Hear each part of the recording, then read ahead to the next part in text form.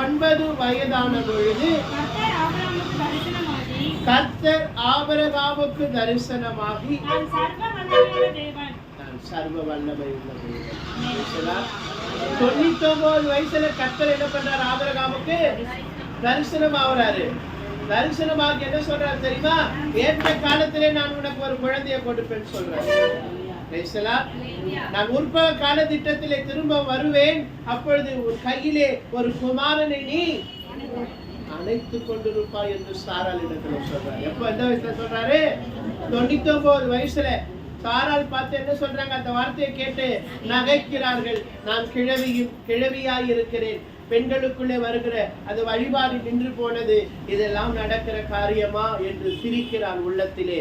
கர்த்தருடைய தூதன் சொல்லுகிறார், நீ நகைக்கிறாய் என்று சொல்ல. நான் நகைக்கிறேன், நீ நிச்சயமாய் நகைத்தாய். Praise the Lord, praise the Lord. ஒரு வருஷம் கழிச்சு அவர் வல்லமை உள்ளவர் என்பதை நிரூபித்தார். Price the Lord. 99 வயசுல ஆபிரகாமை பார்த்து சொல்றாரு, நான் எப்படிப்பட்ட தேவன் தெரியுமா? சர்வ வல்லமை உள்ளவர்.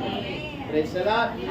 இன்றைக்கு கர்த்தருடைய வார்த்தை கேட்டுக்கொண்டிருக்கிற அன்பு தேவ ஜனங்களே, உங்கள் வாழ்க்கையில என்ன போராட்டம், பிரச்சனை, பாடுகள், நடக்கக்கூடாத காரியம் கூட நடக்கவே நடக்காது. இந்த வாழ்க்கையில இந்த காரியம், இந்த அற்புதம் என் குடும்பத்துல நடக்காது, இந்த அதிசயம் என் வாழ்க்கையில நடக்காதுன்னு நீங்க நினைக்கிறீங்களா? நிச்சயமா அந்த அற்புதத்தை காட்டிலும் அதிசயத்தை காட்டிலும் கர்த்தர் சர்வ வல்லமை. அதுக்கு எடுத்துக்காட்டு தான் எங்க நம்ம சங்கீதத்துல வாசித்தோம். வலிமையான திரளான தண்ணீர்களின் இறைச்சலை பார்க்கிலும் சமுத்திரத்தின் வலிமையான அலைகளை காட்டிலும் கர்த்தர் வல்லமை உள்ளவர்.